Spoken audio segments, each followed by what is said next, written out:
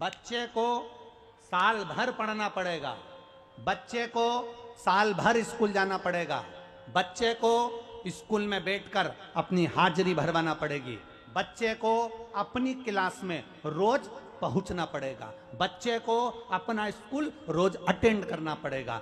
जो बच्चा नियम से स्कूल जाता है, जो बच्चा नियम से टीचर ने जो बताया बच्चा वैसा वैसा अगर तैयारी कर लेता है, टीचर ने जो बोला बच्चे ने वैसी पढ़ाई कर ली, टीचर ने जो बोला बच्चे ने वैसा होमवर्क कर लिया, टीचर ने जो बोला बच्चे ने अगर वैसा वैसा काम कर लिया, तो उस बच्चे को जिंदगी में कोई फेल नहीं कर सकता, वो बच्चा पास होकर ही मानता है। साल भर पढ़ना पड़ता है, तब एग्जाम दी जाती है, तब रिजल्ट आता है। उसी तरह हमें भी शंकर के मंदिर में साल भर जाना पड़ता है, भगवान शंकर को एक लोटा जल चढ़ाना पड़ता है। उनके टीचर ने जो बताया वैसा उस बच्चे ने करा तो पास हो जाता है, और इस टीचर ने तुमको जो बताया उसके नियम से करने होगे तो पास हो जाओगे। ये निश्चितता है। ये पढ़ाई पर, आपकी बुद्धि पर यह भाव आना चाहिए कि आप कर क्या रहे हो, आप कैसा आनंद लेना चाहते हो, आप कैसा भजन करना चाहते हो, आप कितना कीर्तन करना चाहते हो, आप ये ऊपर है।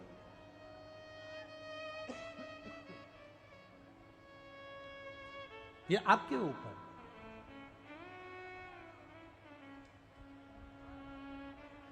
शिव कथा कर रही है, भगवान शंकर का संवाद कर रहा है, शिव महापुराण की कथा।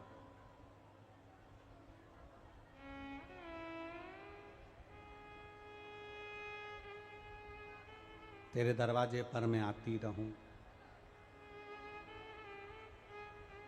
तेरा भजन में गाती रहूं, इससे बढ़कर दुनिया का कोई सुख नहीं है।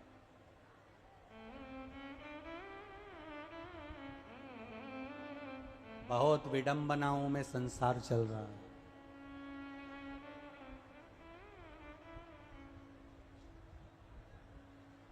बहुत विडंबनाओं में संसार चल रहा है। शिव महापुराण की कथा कहती है,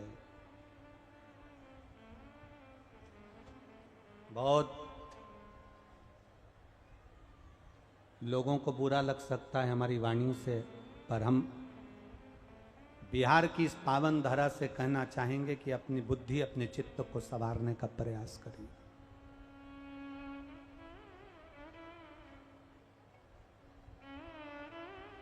तन को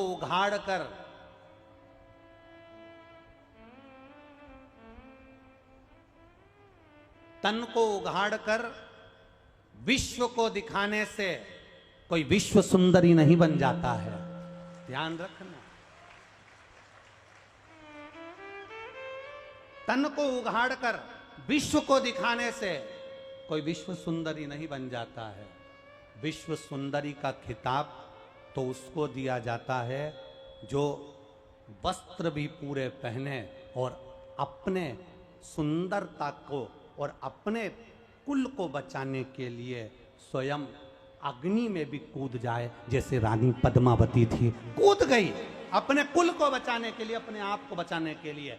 विश्व सुंदरी का खिताब दुनिया को कम कपड़े पहनकर दिखाने से प्राप्त नहीं होता। विश्व सुंदरी का खिताब तन पर पूरा वस्त्र हो, तन ढका हो, और अपने कुल की, अपने परिवार की, अपने पति की, अपने परिवार की इज्जत बनाकर जो चले, वो विश्व सुंदरी कहलाती है। तन दिखाने से विश्व सुंदरी का खिताब नहीं होता।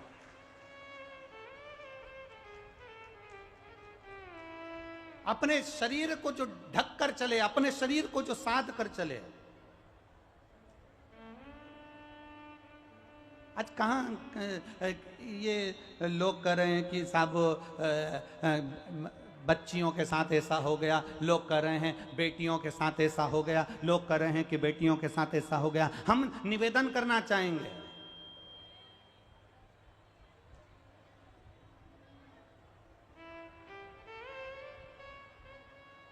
बनने वाली फिल्मों पर, बनने वाले नाटकों पर अगर थोड़ा सा कंट्रोल करा जाए और उन नाटक में आने वाली बेटियों को, नाटक में आने वाली बहनों को कपड़े हमारे सनातन हिंदू धर्म के व्यवहारिक पहनाए जाएं तो आने वाली पीढ़ी भी उनके जैसे कपड़े पहनना चालू कर देगी। वस्त्र की सुंदरता से आपकी सुंदरता,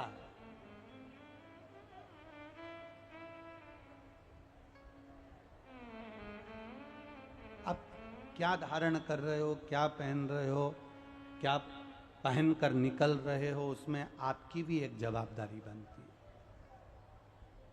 आपकी भी एक जवाबदारी बनती है।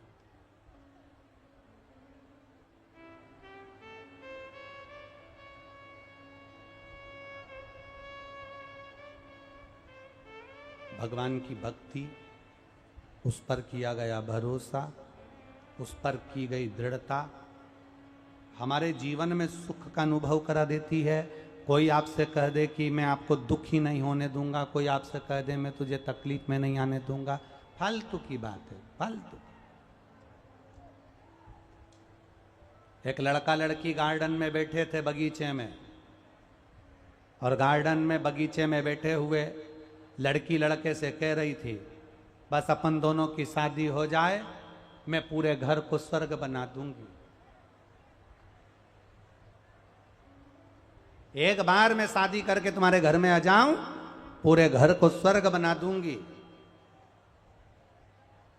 वहीं से एक व्यक्ति निकल कर जा रहा था और उसने घूम कर देखा कि कितनी विचित्र बात कह रही है कि एक बार अपनी शादी हो जाए मैं घर को स्वर्ग बना दूंगी। तो उस व्यक्ति ने चिल्ला कर कहा ये घर को स्वर्ग बनाएगी और घर में रहने वालों को स्वर्गवासी बनाएगी। जितने घर में रह रहे होंगे उनको स्वर्गवासी का निश्चितता।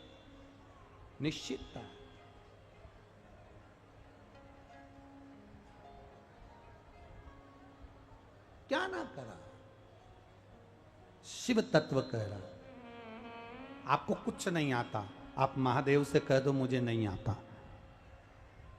आपको कुछ नहीं आता, आप महादेव से कह दो हमें नहीं आता। कई लोग हमसे ही कह देते हैं गुरुजी आप कह देते हो कि साहब हमने ये नहीं पढ़ा, हमने वो नहीं पढ़ा, हम संस्कृत नहीं जाने, हम ये नहीं जाने, हम वो नहीं जाने। तो ये बात बताने की क्या, इसको छुपा के रख लिया करो ना। लोग पूछे कि समय तुम्हें आता है, कह दिया करो आ गया। तो कोई पूछे तुम्हें आता है तो आ गया। क्यों झूठ बोले? सत्यम शिवम सुंदरम। अपनी जिंदगी को जितनी साफ होकर जियोगे, अपनी जिंदगी को जितनी निर्मलता के साथ जियोगे। एक लड़की अपने पति से कह दे मेरे को सब बनाना आता है, सब बनाना आता है, सब बनाना आता है, सब बनाना आता है, और मालूम पड़े बनाना आता है, बनाना आता है कह देती है, और मालूम पड़े शादी करके ससुराल में आ जाए और इतने में सास ने कह दिया बेटा आइसक्रीम बनाना आता है? हाँ मम्मी आता है, बना दे जरा आइसक्रीम। और वो आइसक्रीम बनाने बैठी और अपने अटैची में से पुस्तक निकाल के लाई, और पुस्तक में लिखा था 2 किलो दूध को धीमी आंच में गैस पे रखकर हिलाओ। उसने धीमी आंच में गैस पे रखकर हिलाया, फिर इसमें शक्कर डालकर हिलाओ। उसने शक्कर डालकर हिलाया, फिर उसमें बेकिंग पाउडर डालकर हिलाओ। उसने बेकिंग पाउडर डालकर हिलाया, फिर इसमें इलायची पाउडर डालकर हिलाओ। इसने इलायची पाउडर डालकर हिलाया, फिर उसमें लिखा था 1 घंटा फ्रिज में रख दो। बस उसने वही की वही करा, पूरा वैसा के वैसे ही करा। 1 घंटा फ्रिज में रखो। 1 घंटे के बाद सास फ्रिज खोलने गई। जो फ्रिज खोला तो बहू को आवाज लगाया बेटा इधर आ। हाँ मां। सिर पर पल्लू रख के बहू आ गई। हाँ मम्मी क्या हो गया? बेटा ये मंदिर के घंटे को फ्रिज के अंदर किसने रखा? मंदिर के घंटे को फ्रिज में किसने रखा? बहू कहती है मम्मी मैंने रखा। तुमने क्यों रखा? क्योंकि किताब में लिखा था 1 घंटा फ्रिज में रखो। किताब में लिखा। रखना क्या था फ्रिज के अंदर? अरे बोलो जम के, वो जो घोल बनाया था आइसक्रीम का उसको 1 घंटा फ्रिज में रखना था, पर बहू ने मंदिर का घंटा खोल के फ्रिज में रख दिया। 1 घंटा फ्रिज में।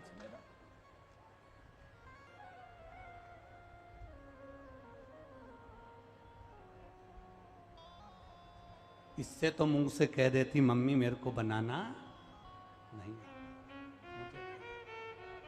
सत्य बोलो, दुनिया बोलेगी मरने के बाद राम नाम। अच्छे से तो बोलो राम नाम सत्य है, बोल लेना चाहिए। मालूम अपने मरने के बाद दूसरे बोलेंगे, अपन कब बोलेंगे? इसलिए बोलते चलो, राम का नाम तो लेते चलो, स्मरण करते।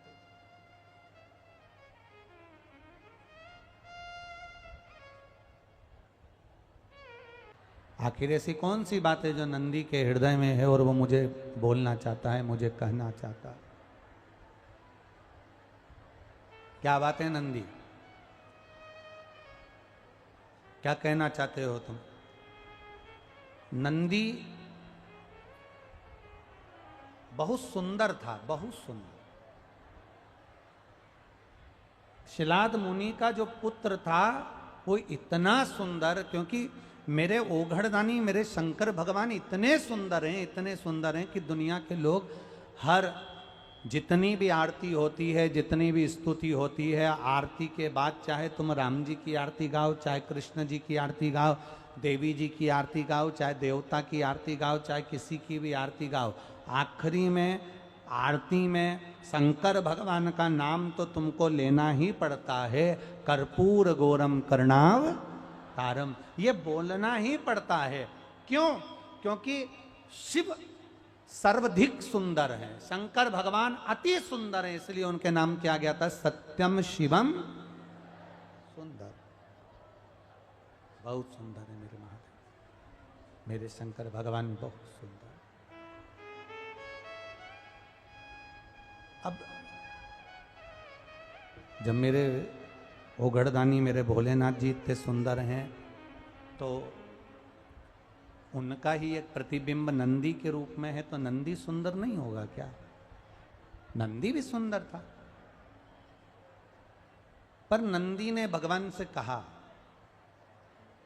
नंदी ने भगवान से, प्रभु मेरी एक बात स्वीकार कर लीजिए। बहुत अच्छे से सुनना कथा, फिर निवेदन करेंगे।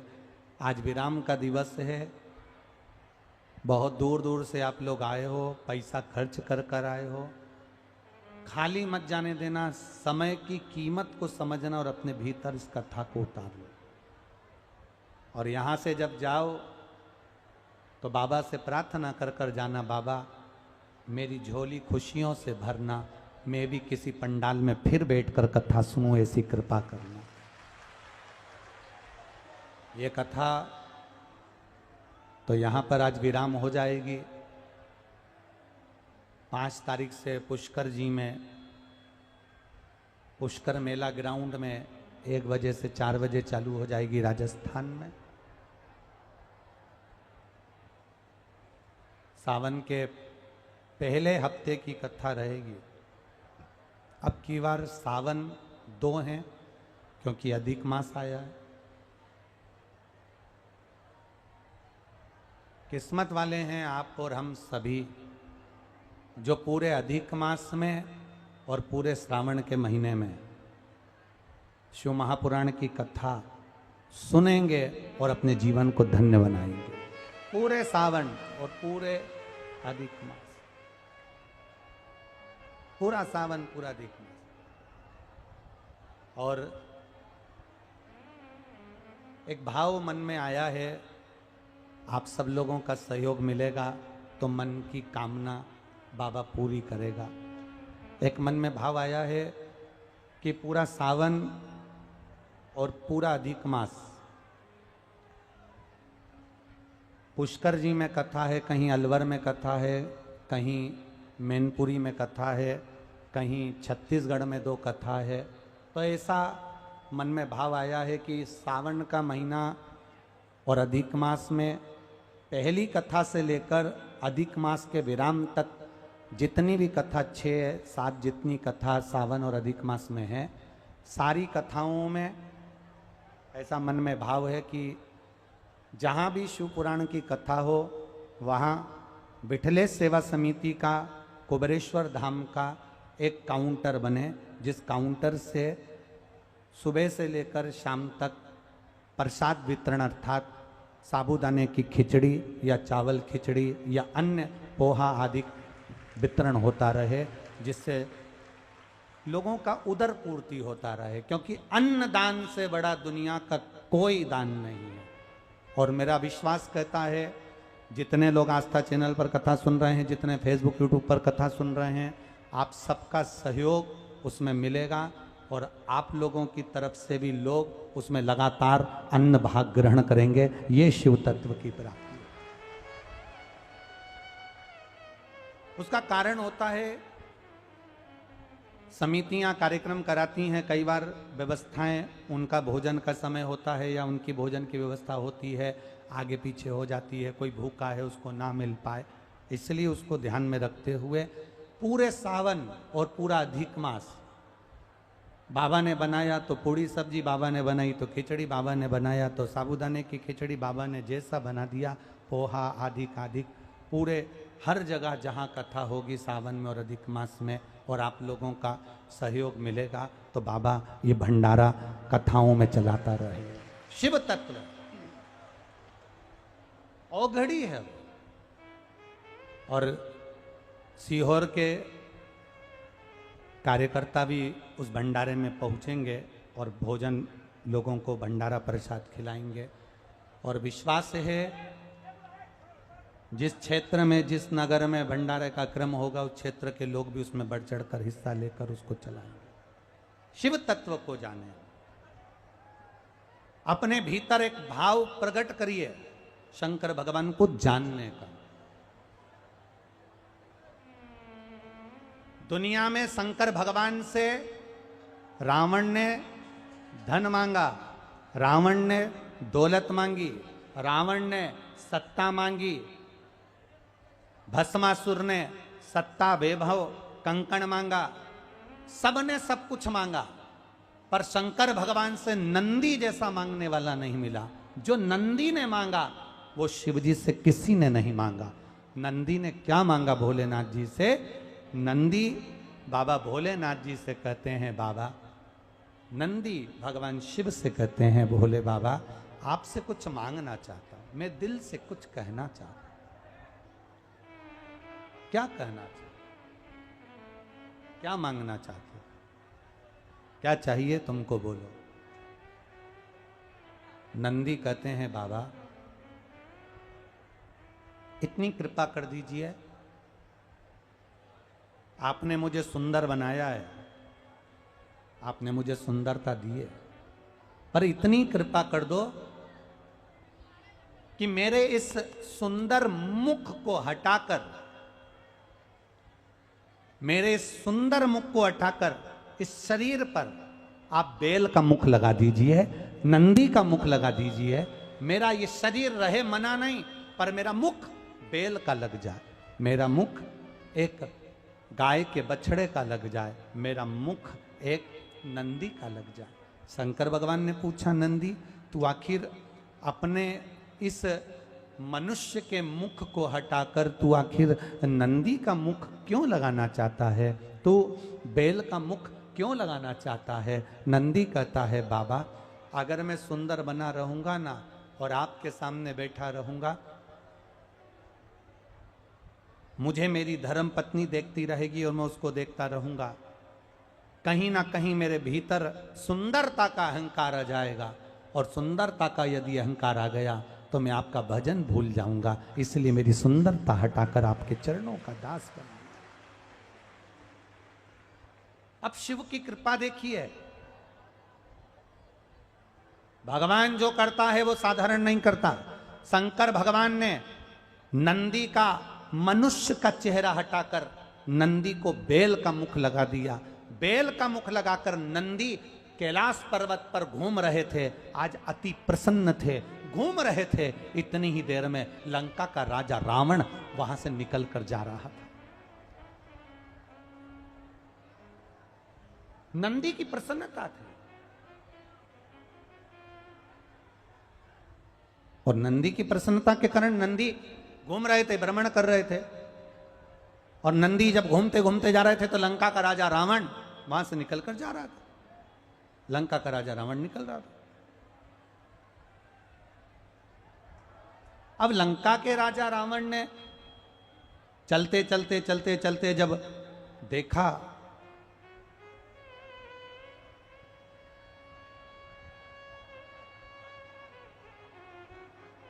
अहंकार आने में देरी नहीं लगती महाराज, अभिमान आने में देरी नहीं लगती है। अभिमान तुरंत आ जाता है, अहंकार तुरंत आ जाता है, तुरंत। अहंकार आने में देरी नहीं लगती, 1 मिनट में। सुंदर हो अहंकार आ जाएगा, ज्यादा पढ़े लिखे हो अहंकार आ जाएगा। तुम मुझे जानते नहीं हो, तुम क्या पढ़े हो, तुम क्या जानते हो, मैं पढ़ी लिखी हूं। एक बहू कह देती है अपनी सास से, तुम्हारी मम्मी तो अनपढ़ है, तुम्हारी माँ तो अनपढ़ है, उनको क्या आता है, मैं पढ़ी लिखी हूं। एक बात का अनुभव रखना, पढ़े लिखे कितने भी हो पर पुराना, भले वो 5वीं फेल होगी तुम्हारी सास, पर उसका अनुभव तुम्हारे पढ़े लिखे के जीवन से भी ज्यादा अनुभव उसके जीवन में होता है। कभी कभी अनुभव काम आता है, कभी कभी अनुभव हमारे काम आ जाता है। कभी कभी एक आड़ा टेढ़ा पाइप, बिल्कुल आड़ा टेढ़ा पाइप, उस आड़े टेढ़े पाइप में एक तार अंदर डालना, एक वायर अंदर डालना, और वो वायर पाइप में नहीं जा रहा। 4 इंजीनियर टोपी लगाकर खड़े थे, 5 इंजीनियर खड़े थे, पर वो तार अंदर नहीं जा पा रहा था। 3 दिन निकल गए। एक किसान, खेती करने वाला, फसल लगाने वाला किसान जा रहा था। उसने कहा, बाबूजी मैं आपको देख रहा हूं, आप 3 दिन से परेशान हो रहे हो, ये तार नहीं जा रहा, क्या मैं इस तार को अंदर डाल दूं? इतने में इंजीनियरों ने कहा, हम इंजीनियर हैं, पढ़ाई करिए, तुम्हारे जैसे गंवार नहीं है जो तुम तार को अंदर डाल दोगे। जब हमें 3 दिन लग गए, जा नहीं रहा, तो तुम कैसे डाल दोगे? बाबूजी मैं डाल सकता हूं। इतने में एक इंजीनियर का डाल के बता, ले डाल। इतने में किसान गया और किसान जाकर एक चूहे को पकड़ कर लाया। चूहे को पकड़ कर लाकर उसने पूंछ से तार को बांध दिया, पाइप के अंदर छोड़ दिया, चूहा बाहर, तार निकल कर बाहर हो गया, तार बाहर। कभी कभी पढ़ाई के साथ अनुभव भी हमारा काम कर जाता है। जरूरी नहीं कि तुम्हारी सास पढ़ी लिखी नहीं है, तुम्हारी सास विद्वान नहीं है, तुम्हारी सास ने MBA BA नहीं करा, MTech नहीं करा, CA नहीं करा, डॉक्टरी की पढ़ाई नहीं करी, इंजीनियरिंग की पढ़ाई नहीं करी, तुम्हारी सास ने हो सकता है कॉलेज की पढ़ाई नहीं करी, पर सास भले पढ़ी लिखी ना हो पर उसका अनुभव बहुत पुराना होता है। दुनिया के धक्के खाकर वो आगे बढ़ी होती है, तो तुम्हारे लिए ज्ञान के मार्ग को प्रशस्त कर देती, उसको समझो। अहंकार कभी भी आ सकता, उस अहम को हमें दबाना है, उस अहंकार को प्रकट मत होने दो। आप सुंदर हो, अहंकार आ सकता है। आप विद्वान हो, अहंकार आ सकता है। आप ज्ञानवान हो, अहंकार आ सकता है। आपने सारे वेद, सारे पुराण, सारे शास्त्र सब पढ़ रखे हैं, आप में विद्वत्ता का अहंकार आ सकता है कि मैंने जो पढ़ रखा है, क्या जानता है कोई, मैंने पढ़ रखा है, एक एक श्लोक याद है, एक एक अक्षर याद है, एक एक शब्द याद है, पूरा रटा रटाया है मेरे को, ये तुम्हें अहंकार आ सकता है। तुम्हारे पास में वैभव है, दौलत है, गाड़ी है, धन है, पत्नी है, बच्चे हैं, कुटुंब है, अहंकार आ सकता है। शिव महापुराण की कथा कहती है, रावण के पास में सारा वैभव था, सारी सत्ता थी, 9 ग्रह बंदी बने हुए थे, सब कुछ रावण के पास में था, पर रावण अपनी जिह्वा पर और अपने अहंकार पर कंट्रोल नहीं कर पाया और रावण का अहंकार प्रकट हो गया। कैलाश पर घूमते घूमते रावण ने नंदी को देखा और नंदी को देखकर रावण हंसकर कह दिया, बताओ मनुष्य का शरीर है और बैल का मुंह लगा है, नंदी का मुंह लगा है। रावण 10 मुख से हंसना प्रारंभ कर दिया।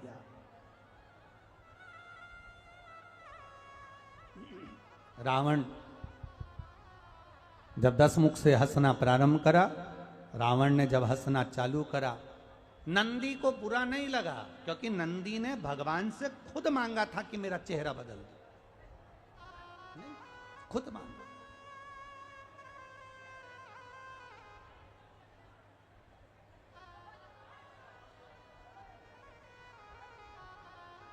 आप भगवान से मांगो, परंतु सोच समझ के मांगो।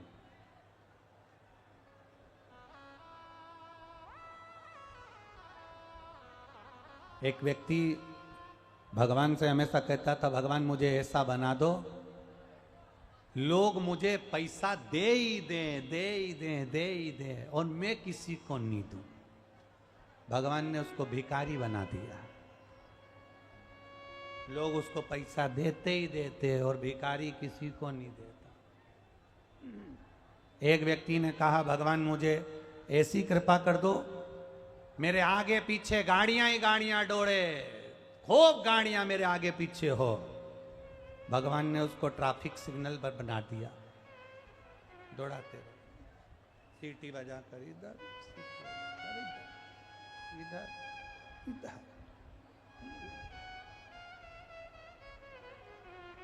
ये भगवान से मांगने की चीजें नहीं है कि साहब गाड़ी दे देना, साहब मुझे लोग दें, ये दे देना। भगवान से अगर मांगना है तो भगवान से प्रार्थना करना कि देना हो तो दीजिए, जन्म जन्म का साथ, जन्म जन्म का साथ।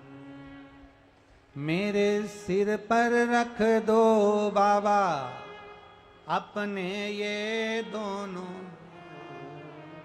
और देना हो तो दीजिए, जन्म। बस अगर उसका साथ मिल गया वो आपके साथ में हो गए, उनका यदि साथ मिल गया वो आपके हो गए, आप उनके हो गए, फिर कुछ मांगने की जरूरत नहीं पड़ेगी, ना गाड़ी मांगना पड़ेगी, ना धन मांगना पड़ेगा, वो आपके साथ है, फिर कुछ नहीं चाहिए।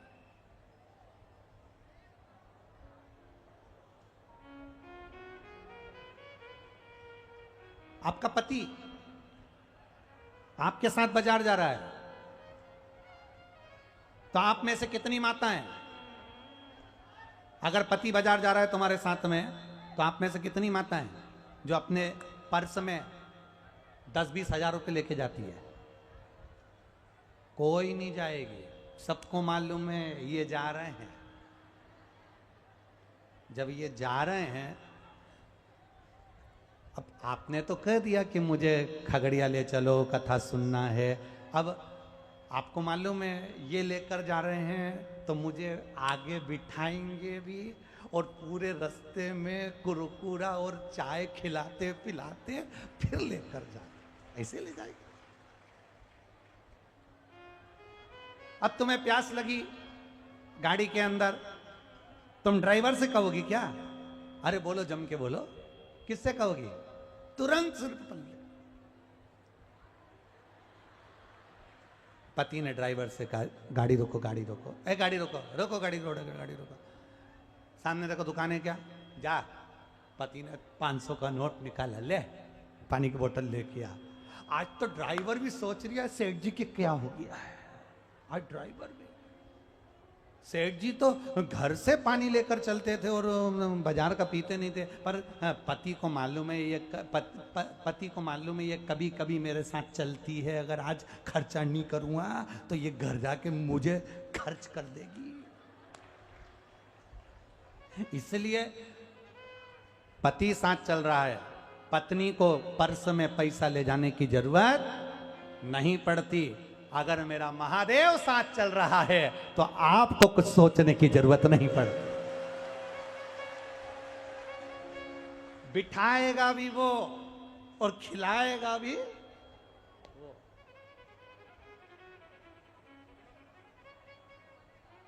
सब हम तो बाबा के भरोसे ना हंसे। ध्यान रखो अपने जीवन में कि बाबा देवाधिदेव महादेव से ये प्रार्थना करो कि हमारे भीतर कभी कोई ऐसा अहंकार पैदा मत करना कि हम किसी पर हंसे। रावण नंदी पर हंस दिया, रावण नंदी पर हंसा,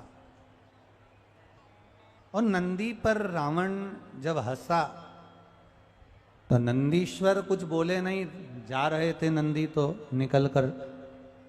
रावण नंदी का हाथ पकड़े और नंदी का हाथ पकड़कर रावण ने फिर ठाका लगाया, फिर हंसा।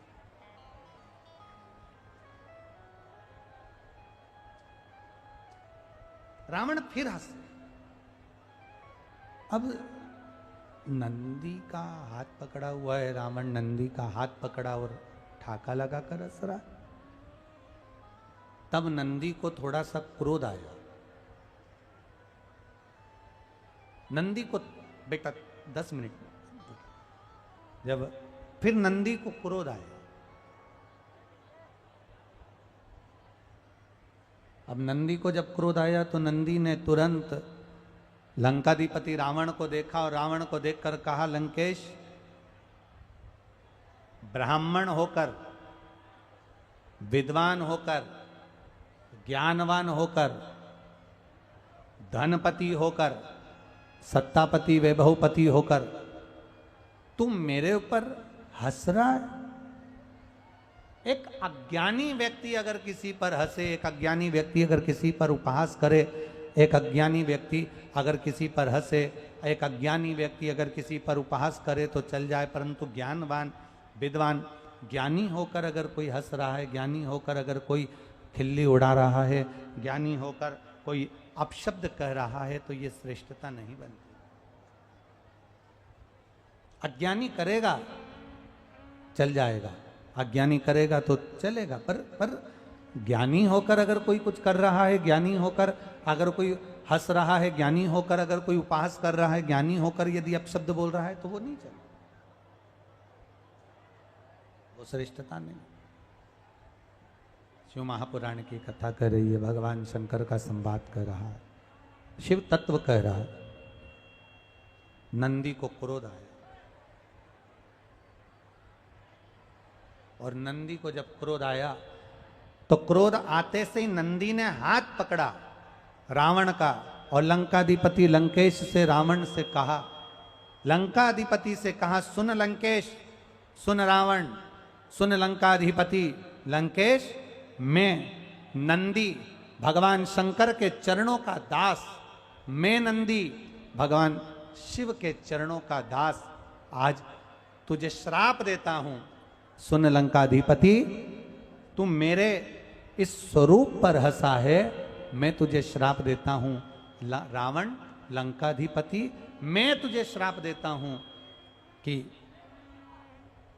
तेरी पूरी सोने की लंका और तेरा पूरा कुल अगर मरेगा, समाप्त होगा, तो उसमें जैसा मेरा पशु का मुख लगा है, ऐसे ना जाने कितने पशु, ना जाने कितने जीव जंतु, ना जाने कितने रूप बदलकर बानर तेरी लंका में पहुंचेंगे और तेरी लंका में आग लगा कर मानेंगे,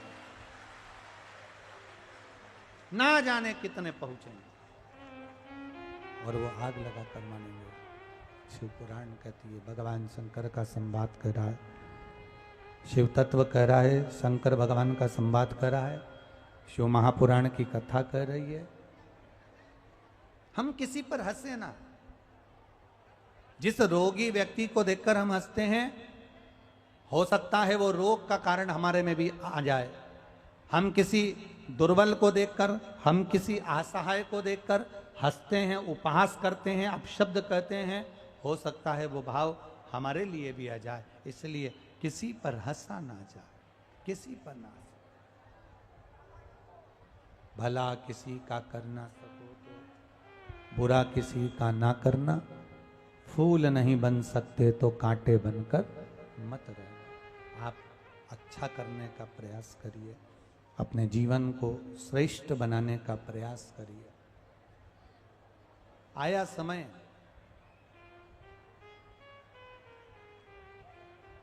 आज शिवरात्रि का दिन था और शिवरात्रि का दिन, जिस दिन भगवान शंकर के शिवलिंग के प्रागट्य का दिन है, भगवान शंकर के प्रागट्य का अवसर है, भगवान शिव के प्रागट्य का अवसर है, शिवरात्रि का दिन था।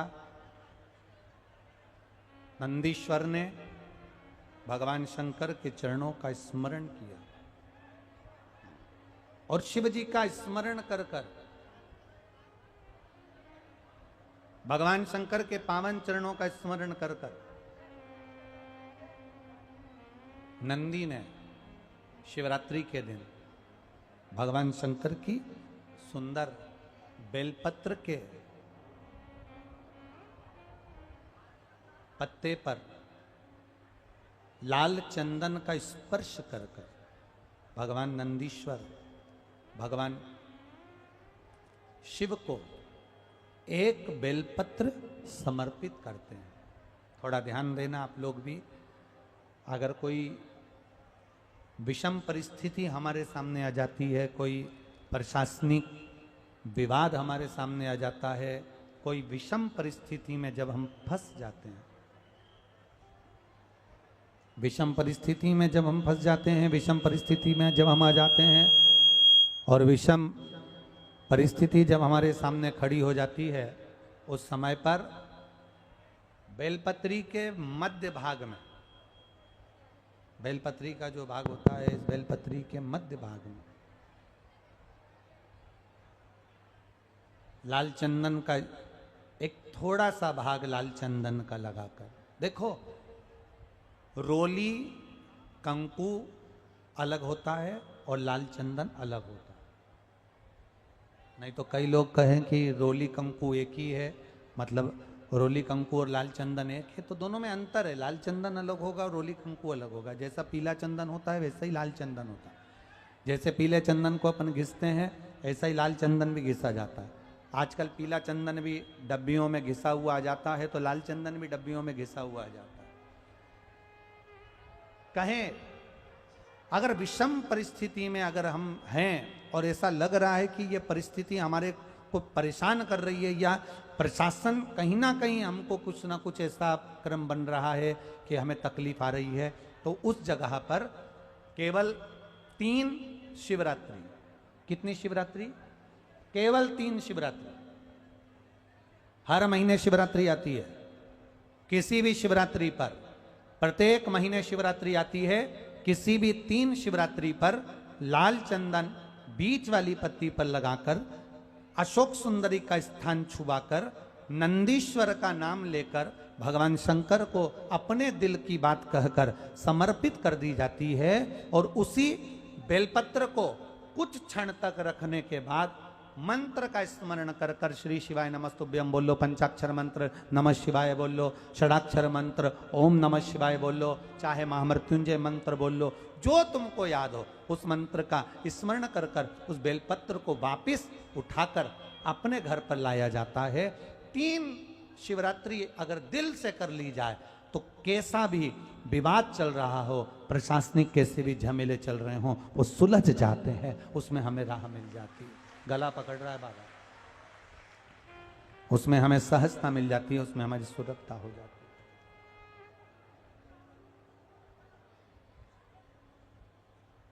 है। एक बेलपत्र नंदीश्वर का नाम स्मरण कर कर चढ़ाई जाए। हमने आपको पहले कहा था कि दवाइयां खाओ, अगर डॉक्टर को दिखा कर आ रहे हो, दवाइयां खा रहे हो, दवाई नहीं लग रही है, शरीर ठीक नहीं हो रहा, तो कौन से महादेव का नाम लेकर दवाई खाना चाहिए? जम के बोलो जरा, कुंदकेश्वर। कौन से महादेव? कुंदकेश्वर। अगर हमको लग रहा है कि हमेशा घर में क्लेश हो रहा है, लड़ाई हो रही है, झगड़ा हो रहा है, विवाद पर विवाद हो रहा है, तो लोटा भरकर जल अवधूतेश्वर महादेव का नाम लेकर चढ़ाया जाता है। कौन से महादेव? अवधूतेश्वर। भगवान का अवधूतेश्वर नाम लेकर चढ़ाया जाता है, शिव तत्व की प्राप्ति हो जाती है, भगवान शंकर का संवाद हो जाता है, शंकर का गुणगान हो जाता है। वर्णन आया आगे सुंदर शिव महापुराण में एक बड़ा सुंदर भाव वर्णित करते हुए 12 ज्योतिर्लिंग का स्मरण कराया।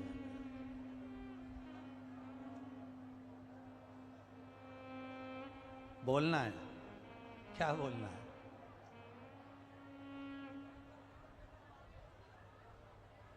हाँ,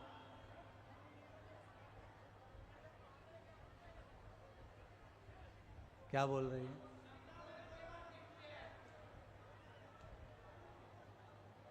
दे जरा माइक दे उसको, पहुंचाओ, जल्दी पहुंचाओ, समय थोड़ा सा कम है, जरा जल्दी करो।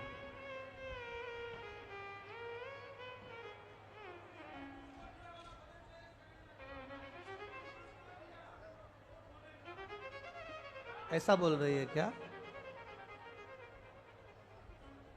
देव जरा माइक, देव जरा, जल्दी बोलो बेटी। श्री शिवाय नमस्तुभ्यम। श्री शिवाय। कहाँ से आई हो? मेरा घर यही है, खगड़िया। जी बेटा बोलिए। बाबा, हम जब से सूर्य का बिहान निकला, 2 दिन सपना में देखे। सबसे जो करवा रहे उससे भी हम बोले थे हमको बाबा से मिलना है। बोले बाबा नहीं मिलेंगे।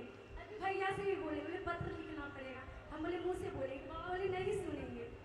खुद से बाबा हिम्मत बना और आपसे बात बोले जी जी, हमको सिर्फ बात लेना है बाबा आपसे। जी जरूर जरूर जरूर। शिव तत्व हर हर महादेव। बैठिए बैठिए। 12 ज्योतिर्लिंग का स्मरण भगवान शिव करा रहे हैं। 12 ज्योतिर्लिंग के स्मरण की कथा तुम रुका जी चंचूला देवी से कर। जब चंचूला देवी से 12 ज्योतिर्लिंग का चरित्र वर्णन किया, उसमें प्रथम सोमनाथ जी का वर्णन करा। चंद्र को काया रोग हुआ, बाबा ने वो काया रोग से चंद्र को मुक्त किया, काया रोग से मुक्त किया।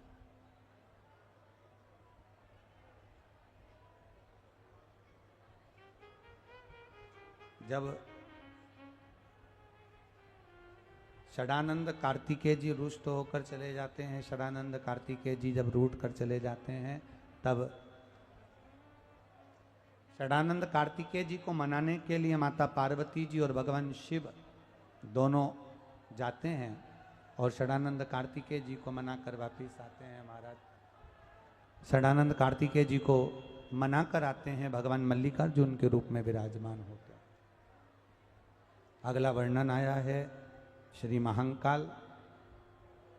दूषण नाम के राक्षस का संहार करने के लिए भगवान कालाधिपति महाकाल बने। अब थोड़ा सा ध्यान देना इस प्रसंग पर कि जब अपने भक्त पर संकट आता है, बेस कम कर कर थोड़ा सा करना बोला। जब अपने भक्त पर संकट आता है और जब अपने भक्त पर संकट घिरने लगता है, संकट आने लगता है, संकट जब अपने भक्त पर आ जाता है, तब मेरा देव महादेव, मेरा शिव अपने भक्त के संकट को मिटाने के लिए प्रकट होता है।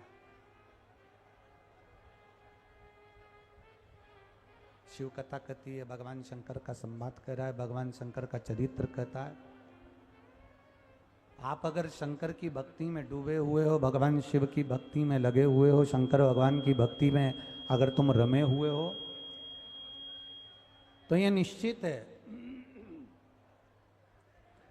भगवान शंकर की भक्ति में अगर तुम रमे हुए हो, भगवान शंकर की भक्ति अगर तुम कर रहे हो, तो ये निश्चित है कि तुम्हें जवाब देने की जरूरत नहीं पड़ती। कान लगा के सुन लो, तुम्हें जवाब देने की जरूरत नहीं पड़ती है। जवाब तुम्हें नहीं देना पड़ेगा। अगर आप शंकर भगवान को एक लोटा जल चढ़ा रहे हो, शिव की भक्ति कर रहे हो, शंकर भगवान का गुणगान कर रहे हो, शिव नाम में डूबे हुए हो, तो जवाब तुम्हें नहीं देना है। जवाब देने वाला स्वयं काल अधिपति महाकाल राजा बैठा हुआ है, वो जवाब दे देता है। आपको जवाब देने की जरूरत नहीं पड़ती, आपको जवाब नहीं देना पड़ता।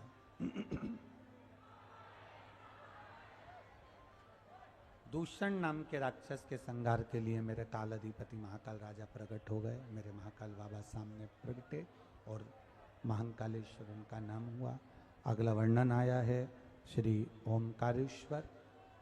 विंध्य नामक पर्वत के तप करने पर भगवान ओमकारेश्वर के रूप में प्रकट हुए। ओमकार के रूप में नर्मदा जी के घाट पर वो प्रकट होते हैं। अगला वर्णन आया श्री केदारनाथ। नर नारायण ने तप किया और नर नारायण तप कर कर भगवान शिव को प्राप्त करें। नर नारायण ने तप कर कर भगवान शंकर को प्राप्त किया। भगवान केदारेश्वर के रूप में विराजमान है। अगला वर्णन है श्री भीमाशंकर। कुंभकर्ण की धर्मपत्नी करकटी के गर्भ से एक बेटे ने जन्म लिया था जिसका नाम था भीम। जो उपद्रव मचाता था, बहुत उपद्रव करता था, बहुत उपद्रव में लगा रहता था, सारे मंदिर देवालय तीर्थ सब तोड़ दिए थे उसने, सब कुछ समाप्त कर दिया था उसने, सब कुछ नष्ट कर दिया था उसने।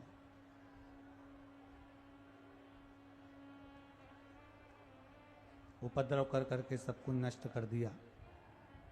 शिवजी ने आकर भीम का संहार करा और शिवजी का नाम भीमा शंकर हुआ। अगला वर्णन है काशी विश्वनाथ मनु शत्रुपा ने तप कर कर भगवान को काशी में विराजमान किया। अगला वर्णन है श्री त्र्यंबकेश्वर गौतम बाबा पर जब गौ हत्या का दोष लगा, भगवान ब्रह्मा विष्णु और महेश का स्मरण करा, और स्मरण करा तो ब्रह्मा विष्णु महेश तीनों छोटे छोटे लिंग के रूप में वहां विराजमान हुए और गौतम बाबा पर से गौ हत्या के दोष को मिटाया। अगला वर्णन है श्री वैद्यनाथ। रावण भगवान शिव को लेकर जा रहे थे और संध्या करने के लिए जब रुके तब भूमि पर शिवलिंग को रख दिया गया और वो शिवलिंग हिला नहीं, तो बाबा वैद्यनाथ के रूप में विराजमान हो गए, वैद्यनाथ जी के रूप में विराजमान।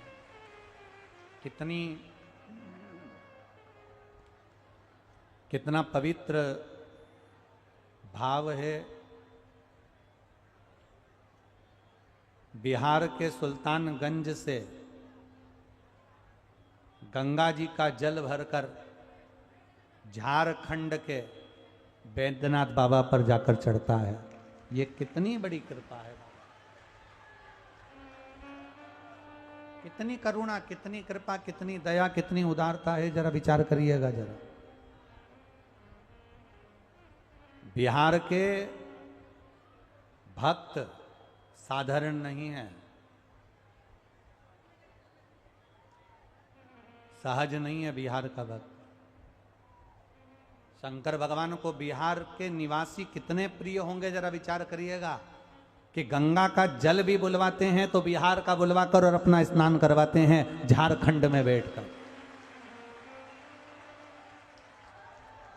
बोल बम का नारा है। कितनी कितनी कृपा वो देवघर वाला करता होगा, कितनी कृपा वो बाबा करता होगा, जरा विचार कर।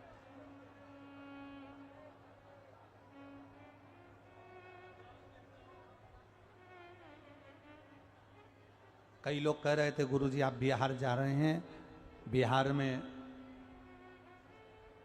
शिव भक्ति का इतना भाव केवल देवघर के आसपास में ही नजर आता है, परंतु हमारा विश्वास कहता है कि बिहार के कण कण में गंगा का पानी है तो बिहार के कण कण में शंकर भी समाया हुआ है।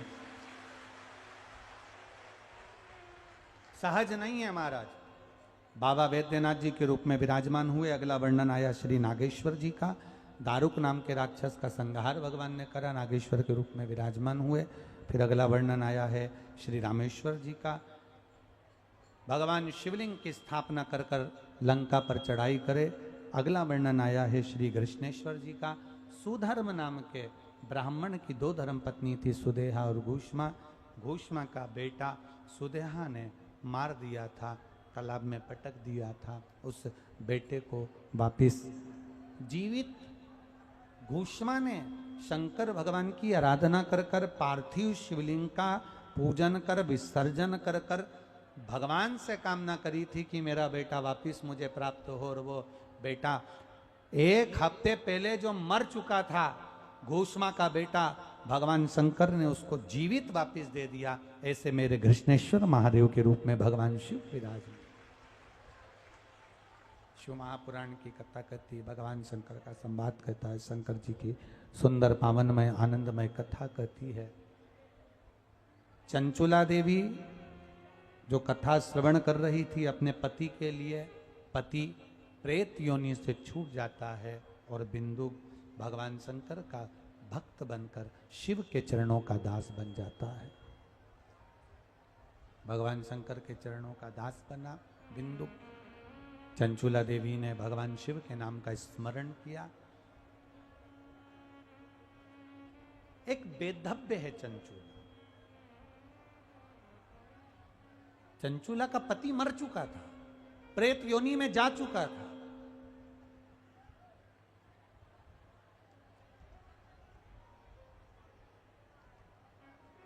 अब पति प्रेत योनि में चला गया और चंचूला विधवा बेधव्य अकेली कितनी दुखी होगी, कितना दुख उसके भीतर होगा। पर वो चंचूला ने शंकर भगवान की आराधना कर कर, शिव जी पे एक लोटा जल चढ़ाकर, शिव महापुराण की कथा सुनकर अपने पति को भी कैलाश धाम दे दिया और खुद भी अपने पति के धाम में अखंड सौभाग्यवती होकर चली गई। जो नारी, जो स्त्री, जो पुरुष, जो बच्चे, जो बेटी, जो बेटा, जो नारी, चाहे वो कुंवारी हो, शादीशुदा हो, बेधव्य हो, वृद्ध हो, जवान हो, बूढ़ी हो, कोई बच्चा हो, कोई कन्या हो, कोई बेटा हो, कोई युवान भाई हो, कोई वृद्ध भाई हो, जो शिव महापुराण की कथा को श्रवण करता है, दिल से सुनता है, जिस भाव से सुनता है, मेरा महादेव वही झोली में उसके डाल देता है। मेरा महादेव उसकी झोली में वही डाल देता है जो वो मांगता। जाते जाते तुमरुका जी को भगवान शिव ने अपनी सिर की एक बेलपत्र शिव पोथी पर समर्पित कर दी। वो बेलपत्र सुख का आनंद देने वाली है, ऐसा शिव महापुराण की कथा कहती है। ये पावन शिव महापुराण की कथा खगड़िया बिहार में जो चल रही है, स्वर्गीय गौरी शंकर गोस्वामी जी, स्वर्गीय देवकी देवी जी गोस्वामी जी की स्मृति में श्री नवीन कुमार गोस्वामी, श्रीमती खुशबू देवी गोस्वामी द्वारा खगड़िया बिहार में जो कथा चल रही थी, आज वो विराम की ओर जा रही है। संपूर्ण खगड़िया बिहार के आसपास के जितने भी भक्त यहाँ कथा सुनने के लिए आए हैं, जिन्होंने किसी को एक अन्न का दाना खिलाया है, किसी को एक गिलास पानी पिलाया है, एक बोतल पानी दिया है, एक पानी का पाउच दिया, एक बिस्कुट का टुकड़ा भी अगर किसी को दिया है, ये इतने शंकर के भक्त आए, 7 दिन रुके, आपने भाव से अपने घर से भोजन बनाकर अगर एक रोटी भी इनको लाकर खिलाई है, तो मेरा देव अधिदेव महादेव तुम्हारे भंडारे में कभी कमी नहीं आने देगा। भंडार भरा है। कोई भिखारी तुम्हारे पास से पैसा लेकर गया और उसने व्यसन में डूब गया, मदिरा पान में लगा दिया, मांसाहार में लगा दिया, जुए में लगा दिया, वेश्यावृत्ति में लगा दिया, गलत जगह पर लगा दिया, तो जो पैसा दिया है दुख उसको भोगना पड़ता है। गौ माता का दान करना तो ऐसे ब्राह्मण को मत कर देना जिसके घर में खुद की रहने की जगह नहीं है, तो वो उस गाय को दूध के चक्कर में थोड़े दिन रखे, बाद में उसको दूसरी जगह बेच दे, फिर तीसरी जगह बेच दे, फिर चौथी जगह बेच दे। बिकते बिकते वो गाय कसाई के हाथ में चली जाएगी और गाय कटेगी तो दान करने वाले को रोना पड़ता है। बेटी देने से पहले 50 बार विचार करो, किसी ऐसे लड़के के साथ में अपनी बेटी का विवाह मत कर देना जो तुम्हारी बेटी का आदर ना करे, सम्मान ना करे, उसको 2 रोटी प्रेम से खिला ना सके। गाय, बेटी और लक्ष्मी, ये 3 बड़े सावधानी से देना। अपनी गाड़ी में आप भिखारी को देने के लिए पैसे ना रखें, कोई बात नहीं। अपनी गाड़ी में कोई खाने का सामान, कोई बिस्कुट का पुड़ा, कोई सामग्री, कोई 2 रोटी, कोई 1 रोटी अपनी गाड़ी में जरूर रखो। कोई दरवाजा बजाएगा तो उसको मैं ये 2 रोटी निकाल कर दे दूंगा, जिससे उसके उदर की पूर्ति होगी। अन्न दान से बड़ा दुनिया में कोई दान नहीं है।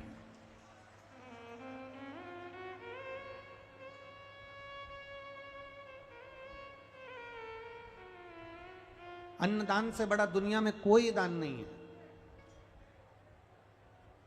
दुनिया का कोई ऐसा दान नहीं जो अन्नदान से कम हो। अन्नदान के बराबर दान होता ही नहीं है।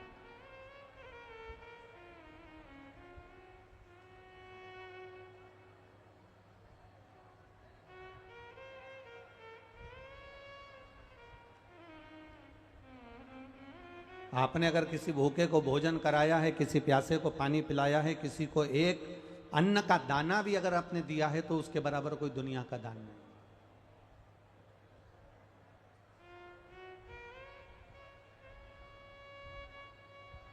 उसके बराबर दुनिया का कोई सुख नहीं, उसके बराबर दुनिया का कोई आनंद नहीं।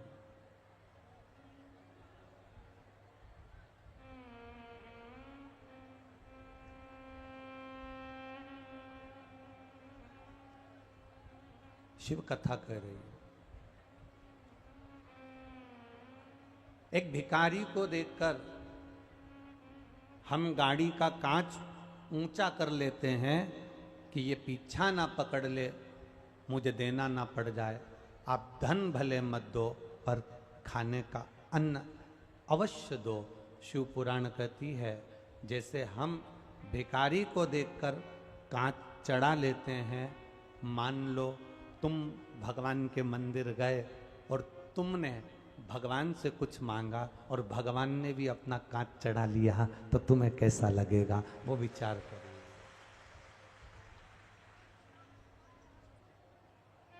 हम ये नहीं कहते कि तुम तुम्हारा सर्वस्व लुटा दो या तुम्हारा पूरा धन तुम लुटा दो या दान कर दो, उससे मतलब नहीं। हम तो स्पष्ट आपसे कहना चाहेंगे कि सबसे पहले अपने परिवार में देखो कोई दुखी तो नहीं है,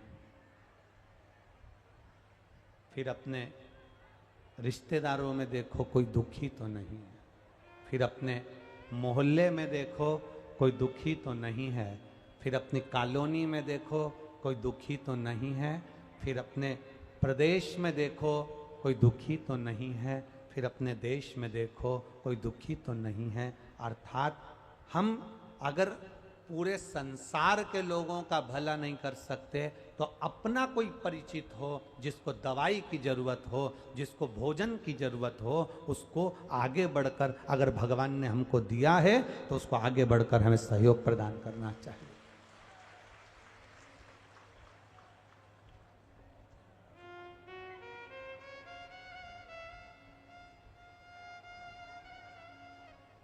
बहुत अंतर है हमारा संसार के लोगों में और समझने की बात है। हमारे यहाँ पर सरकार की जो दुकान होती है उसको कंट्रोल कहते हैं। जहाँ शक्कर मिलती है, चावल मिलता है, गेहूं मिलता है, उसको हमारे यहाँ कंट्रोल कहते हैं। तुम्हारे यहाँ क्या कहते हैं? कंट्रोल ही कहते हैं ना। गरीब में और अमीर में एक अंतर बड़ा भारी है। गरीब शक्कर खाने के लिए, शुगर खाने के लिए, शक्कर के लिए कंट्रोल की दुकान का चक्कर लगाता है। लगाता है कि नहीं लगाता? जम के बोलो जरा, लगाता है ना। गरीब शक्कर खाने के लिए कंट्रोल की दुकान का चक्कर लगाता है और अमीर शक्कर को कंट्रोल करने के लिए डॉक्टर का चक्कर लगाता है। अंतर भारी।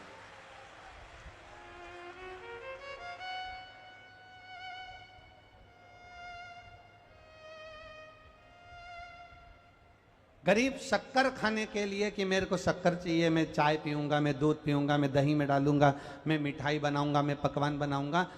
गरीब शक्कर खाने के लिए कंट्रोल दुकान का चक्कर लगाता है और अमीर शुगर को, शक्कर को कंट्रोल करने के लिए डॉक्टर का चक्कर लगाता है। इन दोनों में जमीन और आसमान का अंतर है।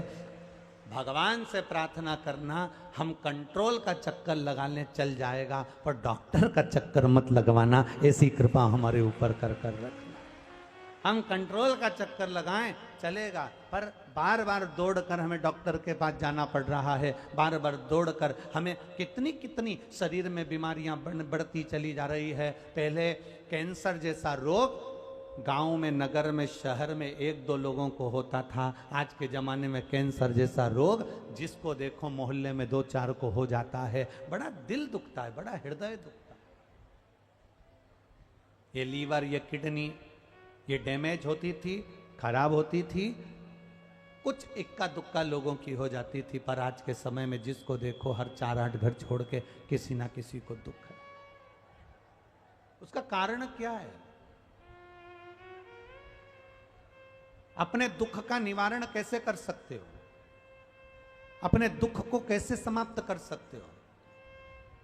हमारा केवल इतना सा निवेदन है, अपने दुख का निवारण करने का सबसे सुंदर तरीका है, अपने घर से निकलो तो अपने घर से कुछ अन्न का, बिस्कुट हो, ब्रेड हो, या रोटी हो, या चावल हो, या तुम्हारे घर में जो सामग्री हो, पत्नी से कहना 2 रोटी ज़्यादा बनाना। क्यों? मेरी गाड़ी में रख देना, पेपर में लपेट कर। मैं चौराहे से निकलता हूँ, लोग दरवाज़ा बजाते हैं मेरी गाड़ी का, मैं उनको ये 2 रोटी दे दूंगा। मैं वहाँ से निकलूँगा तो मैं इनको ये दे दूंगा। मैं कोई बच्चे भूखे मिलेंगे तो मैं उनको दे दूंगा। 2 रोटी मेरी गाड़ी में तू ज़्यादा रख देना, 2 रोटी मेरे टिफिन में ज़्यादा रख देना, किसी का मुंह झूठा करा दूंगा। उसका एक कारण होता है, हमारे धन, कमाए हुए धन में से अगर हम 1 रुपया भी अन्न दान का निकालते हैं, 1 रुपया का भी, 1 रोटी भी अगर हम अन्न किसी को खिला देते हैं, तो हमारा बुढ़ापा हॉस्पिटल में नहीं निकलता, परमात्मा की शरणागति में निकलता। हमारा बुढ़ापा डॉक्टर के चक्कर काटते नहीं निकलता, हमारा बुढ़ापा भगवान की शरणागति में निकलता है। हमने करा क्या? कमाया और अपने ऊपर खर्च कर लिया, भोग कर लिया, भोग करा, भोग करा, भोग करा, खूब अपने ऊपर लगाया, पर अपनी कमाई का हम एक अंश भी निकाल कर परमात्मा की शरणागति में नहीं लगा पाए। महाराज कितना किस्मत वाला है ये गोस्वामी परिवार, श्री नवीन कुमार जी गोस्वामी और उनकी धर्म पत्नी श्रीमती खुशबू जी गोस्वामी। आपको हम धन्यवाद देते हैं कि आपने अपनी कमाई का सदुपयोग करा है और अपनी जिंदगी का सदुपयोग करा है। कुर्सी, सत्ता, वैभव, राजसी ठाट, तुम्हारा वैभव, तुम्हारी कुर्सी, तुम्हारी सत्ता, तुम्हारा सुख तुम्हारे पास में बहुत मिलेगा, पर उस कुर्सी, उस सत्ता, उस वैभव और उस आनंद में जब तक तुम्हारी चले, तब तक तुम जिंदगी में एक धर्म का कार्य करते चलना, तो तुम्हारी कुर्सी और सत्ता का वैभव भी हमेशा टिका रहेगा। अगर हम धर्म से दूर हो गए, परमात्मा की भक्ति से दूर हो गए, भगवान के भजन से दूर हो गए, स्मरण से दूर हो गए, तो दुख भोगना ही पड़ता है। अरे मत बुरे कर्म कर बंदे, वरना पछताएगा, भगवान की आंखों से तू बच नहीं पाएगा, तू बच नहीं पाएगा। अरे ओ अज्ञानी मत करना गानी, अरे ओ अज्ञानी मत कर, तेरे कर्म का फल भी तू ही पाएगा, जैसा किया तूने तेरे आगे आएगा। मत बुरे कर्म कर बंदे, वरना पछताएगा, भगवान की आंखों से तू बच नहीं पाएगा, तू बच नहीं। संसार में दुख सबके साथ में है। कोई सुखी इस संसार सागर में अगर आकर कोई सुखी हो जाए, यह बहुत बड़ी बात है। महाराज शिव पुराण कहती है, कोई तन दुखी, कोई मन दुखी, कोई धन बिन रहत उदास, तुलसी या संसार में सुखी राम का दास। संसार में एक सुखी है जो परमात्मा की शरणागति में बैठा है। आप 3 घंटे कथा में बैठे हो ना, आपके 7 दिन कैसे निकल जाएंगे आपको मालूम नहीं पड़ेगा। कब कथा चालू हुई और कब आज कथा विराम होने वाली है आपको मालूम नहीं पड़ेगा। आते थे इतना धक्का तो तुमने कहीं जगह नहीं खाया होगा जितना धक्का तुमने शिव महापुराण की कथा में खाया होगा। कई जगह पर कथा होती है तो बहुत सारे वीआईपी आते हैं, कई जगह कथा होती है बहुत सारे वीआईपी आते हैं, और बाहर जो पुलिस वाले खड़े होते हैं, गार्ड खड़े होते हैं, कार्यकर्ता खड़े होते हैं, वो वीआईपी को पहचानते नहीं, उनको धक्का मार कर निकाल देते हैं। चल निकलो, जाओ उधर, उधर से बैठो, चलो। अब कार्यकर्ता को क्या मालूम कि तुम वीआईपी हो, कार्यकर्ता को क्या मालूम कि तुम कलेक्टर हो कि एसपी हो, कार्यकर्ता को क्या मालूम कि तुम्हारा पद कौन सा है, कार्यकर्ता को क्या मालूम कि तुम विधायक हो कि क्या हो, कार्यकर्ता को कुछ नहीं मालूम कि तुम्हारा पद कौन सा है, प्रतिष्ठा कौन सी है, क्योंकि वो कार्यकर्ता यहाँ का नहीं है, वो तो बेचारा कहीं का था, सेवा में लगा हुआ था। उसने तुमको धक्का मार दिया, उसने तुमको धक्का मारकर निकाल दिया। दुख मत मनाना, टेंशन मत लेना। हमारे भीतर कहीं ना कहीं अपनी पद का अहंकार हमारे अंदर पैदा होते जा रहा था, बढ़ते चले जा रहा था, बढ़ते चले जा रहा था। तो शंकर जी की कथा में पहुंचते से किसी एक कार्यकर्ता ने तुम्हारे उस अहंकार को शून्य पर लाकर छोड़ दिया। उसे धन्यवाद देना कि तूने मेरे ऊपर बड़ी कृपा कर दी। उसने हमारे अहंकार को तोड़ दिया और बड़ी कृपा करी। और ध्यान रखना, जो शंकर भगवान की कथा में जो शिव के द्वार पर धक्के खा लेता है, वो दुनिया में फिर कहीं के धक्के नहीं खाता है, ये निश्चित। कई लोग कहते हैं हम कथा में आए थे, हमारा कोई सम्मान नहीं हुआ, हमारा कोई मान नहीं हुआ, हमारी कोई प्रतिष्ठा ही नहीं हुई, हमें तो कोई ने इज्जत ही नहीं दी, हमें तो बैठने के लिए कुर्सी नहीं दी, हमें तो बैठने के लिए आसन नहीं दिया, हमें तो बैठने के लिए ये नहीं दिया, हमें तो बैठने के लिए वो नहीं दिया। शिव महापुराण की कथा कह रही है, दूसरी कथाओं में जाओ तो कुर्सी ढूंढना, दूसरी कथाओं में जाओ तो वीआईपी पन ढूंढना, पर शिव महापुराण की कथा में जब भी आना तो वीआईपी बनकर मत आना, क्योंकि शंकर जी की बारात में एक भी वीआईपी नहीं गया था। शिव जी की शादी में एक भी वीआईपी नहीं था। भगवान शंकर की शादी में, मेरे नारायण भगवान की शादी हुई, 33 कोटि देवताओं को बुलाया। ब्रह्मा जी की शादी हुई, 33 कोटि देवताओं को बुलाया। इंद्र की शादी हुई, 33 कोटि देवताओं को बुलाया। सारे देवताओं की शादी में 33 कोटि देवता आए। शंकर भगवान की शादी में 33 कोटि देवताओं को निमंत्रण नहीं भेजा, अपने आप आए। भगवान जब अपने आप देवता आ गए तो भी भगवान शंकर ने देखा, आ गए तो आ गए, आ जान दो, कोई दिक्कत वाली बात नहीं है। पर शिव जी को बेचैनी अंदर से हो रही थी, शंकर भगवान को अच्छा नहीं लग रहा था। क्यों? क्योंकि शंकर भगवान कहते हैं मैं खुद वीआईपी नहीं हूं, तो मैं वीआईपी को कैसे झेलूं, मैं तो मेरे वालों को बुलाना चाहता हूं। तो शंकर भगवान मुंह उतार कर बैठे थे। भगवान नारायण ने पूछ लिया, आपका चेहरा उतरा है, आपकी शादी हो रही है, चेहरा क्यों उतरा है? जिसकी शादी होती है वो तो बड़ा खुश होता है, आपका चेहरा उतरा है। शंकर भगवान बोले, मेरा जितने भक्त हैं, मेरे जितने गण हैं, मेरे भूत चुड़ैल डाकनी पिशाचनी, ये सब नहीं दिख रहा है, इसलिए मेरा दिल दुख रहा है। भगवान विष्णु ने कह दिया तुम बुला लो, हमें मना नहीं। शंकर भगवान ने डमरू खड़काया, डाकनी पिशाचनी चुड़ैल भूत सब आ गए। सब किसी को मतलब नहीं, कौन वीआईपी था कौन क्या था, वहां तो सब अड़भंगे होकर नाच रहे थे। आगे आगे देवता कत्थक कर रहे थे, कत्थक।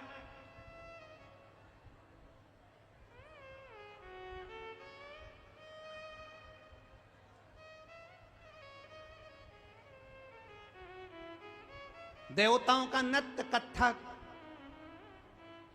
नैनों को मटकाते हुए, हाथों को मटकाते हुए, पांवों को मटकाते हुए देवता कत्थक कर रहे थे, अप्सराएं कत्थक कर रही थी।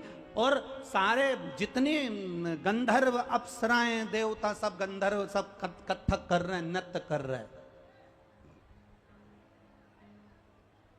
इतने में एक शंकर भगवान के गण ने कत्थक करने वाले को देख लिया, और कत्थक करने वाले को देखा तो शंकर भगवान के गण ने अपने गणों से कहा कि अपने को तो नाचना भी नहीं आता, ये तो कितनी जोरदार नाच रही, ऐसी ऐसी कर रही। तो इतने में गण शंकर भगवान के पास गया और शिव जी से पूछा, हमें नाचना नहीं आता, हम क्या करें? शंकर भगवान बोले, वो जैसे हाथ फेंक रही है ऐसे तुम अपने शरीर के जितने अंग सब फेंकना चालू करो, नाच हो जाएगा। बस देवता कत्थक नाच रहे थे, कोई भांगड़ा नाच रहा था, कोई गरबा कर रहा था। भूत चुड़ैल जो नाच रहे थे वो ब्रह्मा जी के भी संपट में नहीं पड़ा, उनकी भी बुद्धि में नहीं आया, आखिर इस डांस का मैं नाम क्या दूं, इस डांस का मैं नाम क्या दूं? भगवान विष्णु ने ब्रह्मा जी से पूछा, ये देवता नाच रहा है, कोई कथक कर रहा, कोई गरबा कर रहा, कोई भांगड़ा कर रहा, कोई कथक कर रहा है। ये भूत चुड़ैल जो नाच रहे हैं, इनके नाचने का कोई नाम है क्या? इतने में ब्रह्मा जी ने कहा, जो समझ में नहीं आए उसी का नाम मैंने कलयुग में डिस्को कह दिया है। ये जितने रुद्रगण नाच रहे हैं, जितने डाकनी पिशाचनी भूत चुड़ैल नाच रहे हैं, ये सब डिस्को कर रहे हैं। और तुम देखना आज के समय में लोग डिस्को ऐसा करते जैसे पूरा शरीर में देवी देवता आ गए हैं, पूरे शरीर।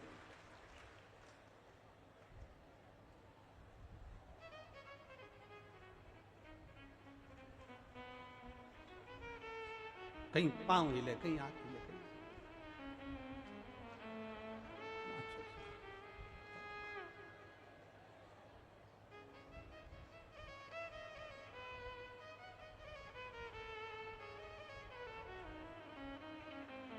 कहीं कहीं तो लोग जमीन पे भी सो के नाचते हैं। एक गाना चलवा लेते हैं, मैं तेरी दुश्मन, दुश्मन तू मेरा, मैं नागन तू सपेरा।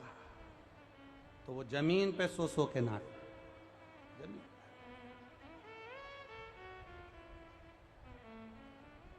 अब ईमानदारी से बोलो, ये जो नाचने का तरीका है डिस्को में, ऐसा लगता है जैसे लकवा लग गया। ऐसा लगता है जैसे लकवा। तो कोई ये जो डिस्को का तरीका आया, तो ये किसी दूसरे ने नहीं दिया, ये मेरे महादेव के गणों ने दिया कि हमें नहीं आता इसलिए हमने ये नाच दिया। शिव को पसंद आ गया ना, बस बहुत है। शंकर को प्रिय लग गया, बस बहुत। महाराज, ऐसा दुनिया में कौन है जिसको दुख नहीं है? ऐसा दुनिया में कौन है जिसको तकलीफ नहीं? सबको है।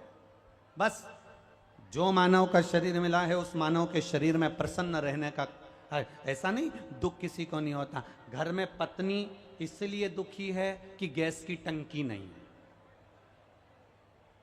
पत्नी काहे के लिए दुखी है? बोलो, जम के बोलो, कि गैस की टंकी नहीं।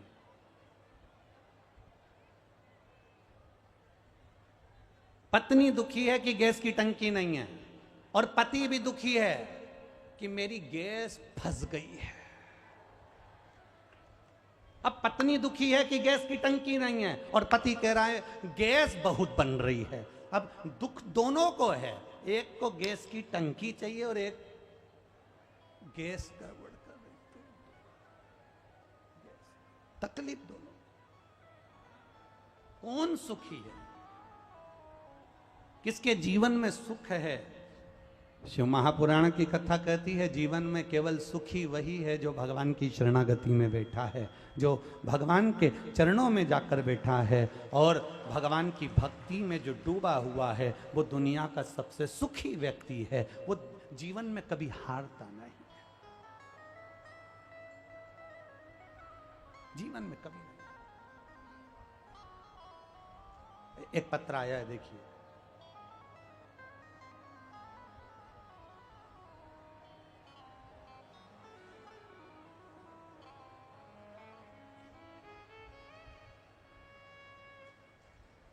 मेरा नाम मृदुला कुमारी, पति श्री सावन भदौरिया, पता बापू नगर, बलुआही, जिला खगड़िया की रहने वाली हूँ। बलुआही, ठीक है?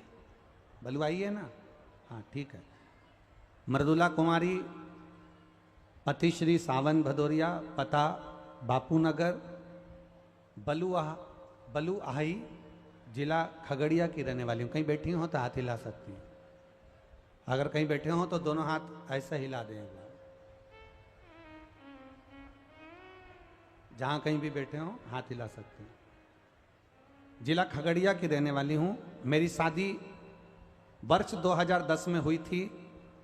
12 वर्ष बीत चुके थे गुरुदेव, संतान का सुख नहीं था। डॉक्टरों को दिखाया, 7-8 वर्ष तक लगातार केवल खगड़िया के ही डॉक्टरों को नहीं, पटना के डॉक्टरों को और बाहर भी जाकर दिखाया, पर संतान का सुख नहीं हुआ। डॉक्टरों का एक ही कहना था कि तुम्हारे संतान का सुख नहीं रहेगा। गुरुजी, मैं मानसिक रूप से डिप्रेशन में आ गई और लोगों से मिलना जुलना मैंने छोड़ दिया, क्योंकि जिससे मिलते थे वो एक ही कहता था बच्चा कब होगा, संतान कब होगी, बच्चे कब होंगे। तो डिप्रेशन में चली गई थी मैं, सबसे मिलना जुलना बंद कर दिया। कोरोना काल के अंतर्गत 2021 में मुझे मेरे एक परिचित ने बोला कि आस्था चैनल पर शिव महापुराण की कथा आती है, प्रदीप मिश्रा जी बाजते हैं, आप उसको सुनते क्यों नहीं। मैंने कार्यक्रम को देखना प्रारंभ करा और बाबा के अनुसार 2021 में दिसंबर के महीने में शुक्ल पक्ष की अष्टमी तिथि के दिन आपने एक उपाय बताया था कि ब्राह्मण के जोड़े को उसके बच्चे के साथ बेलपत्री के पेड़ के नीचे बिठाकर खीर भोजन करा दो, खीर खिला दो, और उस खीर को पति पत्नी दोनों बेलपत्री के पेड़ के नीचे ही उसको खा लें और दीप प्रज्वलित कर पूजन कर कर आ जाएं। बाबा, मैंने 2021 में दिसंबर के महीने में शुक्ल पक्ष में अष्टमी तिथि दिन सोमवार को मैंने ये वाला उपाय किया और बाबा की कृपा का मैं क्या वर्णन करूं गुरुदेव। बस उपाय करा, कुछ दिन निकले और बाबा की कृपा से मेरा गर्भ ठहर गया और बाबा की कृपा से 12 वर्ष के बाद मेरे यहाँ संतान की प्राप्ति हुई। ये शिव तत्व है। आओ घड़ी, कहीं बैठे हो तो हाथ हिला सकते हैं, आप ही हैं, ले आओ बच्चे को, ले आओ। 12 वर्ष के बाद संतान की प्राप्ति, ये शिव है। ओ घड़ी, ये दयालु। खाली ना जाता कोई दर से तुम्हारे, खाली ना जाता कोई दर से तुम्हारे, मैं भी खड़ा हूँ नन्ही बाहें पसारे, अपने हृदय से लगा लो, गिरा जा रहा हूँ उठा। बधाई बाबू।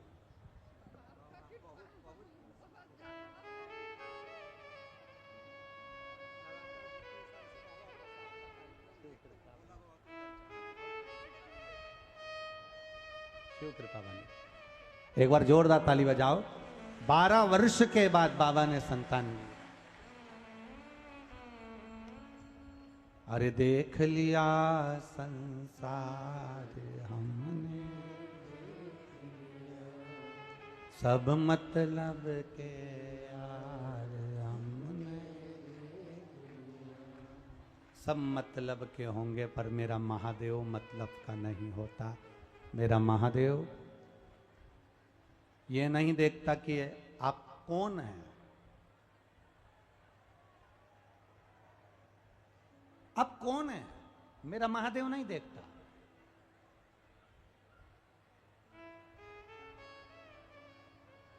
आप क्षत्रिय हैं, वैश्य हैं, ब्राह्मण हैं, शूद्र हैं, आप कौन हैं, मेरा महादेव नहीं देखेगा।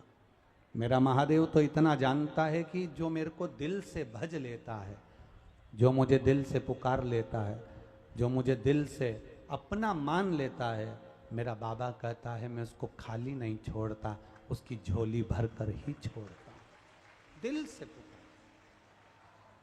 लोग कहते हैं सियोर वाले महाराज उपाय बताते हैं, टोटका बता देते हैं, तुम्हारी मर्जी पड़े तुम जो बोलो, किसी और वाला महाराज टोटका बताए कि उपाय बताए, पर शिव पुराण कहती है, शंकर की कथा में जो हमने पढ़ा है, शिव महापुराण में, स्कंद पुराण में, लिंग पुराण में, नर्मदा पुराण में, पद्म पुराण में, गर्ग संहिता में और गीता प्रेस गोरखपुर की एक एक कल्याण में, जो शंकर के बारे में जैसा जैसा अनुष्ठान हमने पढ़ा, वैसा वैसा आपको इस शिव महापुराण के माध्यम से आप तक पहुंचा दिया। अब करना नहीं करना आपके ऊपर है। इस बेटी ने करा, तारीख का इंतजार करा, और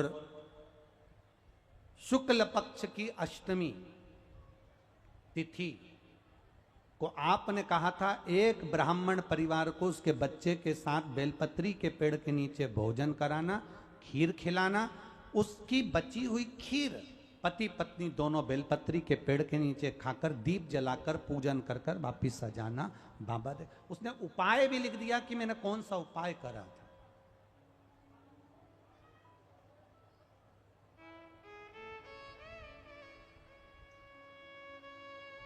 कई लोग कहते हैं गुरुजी हमने पशुपति व्रत करके देख लिया, हमने सफेद आंकड़े की जड़ बांध कर देख ली, हमने शंकर भगवान की बेलपत्र खाकर देख ली। हम कहते केवल तुमने एक बार करा और कहकर बता दिया, 2 बार करा और कहकर बता दिया, 3 बार करा और कहकर बता दिया। हमसे मत कहो, उसके दरवाजे पर, उसकी चौखट पर जरूर अपने विश्वास में थोड़ी कमी होगी। इसलिए देखो, सोने के आभूषण बनते हैं ना, उसमें अगर पीतल का टांका लग जाता है, बेचने के लिए जाओगे तो सोने की कीमत कम मिलेगी कि ज्यादा मिलेगी? बोलो बोलो, जम के बोलो। कम मिलेगी ना, क्योंकि पीतल का टांका लग गया, तांबे का टांका लग गया। अगर पीतल का टांका लगा है, तांबे का टांका लगा है, पीतल से उसको झाला गया है, तो सोने की कीमत घट जाती है। उसी तरह हमारे विश्वास में किंतु परंतु और कुछ ना कुछ हमारे भीतर संशय उत्पन्न हो जाता है, तो परमात्मा भी फल पूरा नहीं दे पाता है, परमात्मा भी थोड़ा दूर हट जाता है। पहले वो परीक्षा लेता है, सबसे पहले वो परीक्षा लेगा आपकी। 1-2 महीने तो आपके, 3 महीने तो ऐसे ही निकल जाएंगे परीक्षा लेते लेते।